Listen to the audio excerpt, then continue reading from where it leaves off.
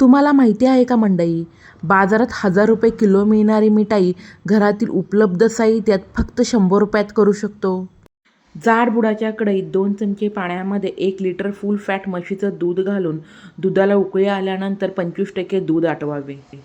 1 चमचा लिंबाच्या रसात 1 चमचा पाणी आणि 5 चमचे गूळ पावडर घालून पूर्णपणे दूध फुटू द्यावे. गूळ पावडरऐवजी गूळ वापरला तरीही चालेल. पाणी आटायला लागल्यानंतर 4 चमचे मिल्क पावडर, अर्धा चमचा वेलची पूड, 1 चमचा साजूक तूप घालून सतत परतत अशा प्रकारे संपूर्ण मिश्रण छान घट्ट करून घ्यावे. मिश्रण खूप दाणेदार वाटत असेल तर थंड झाल्यानंतर मिक्सरला फिरवून घेतले तरीही चालेल.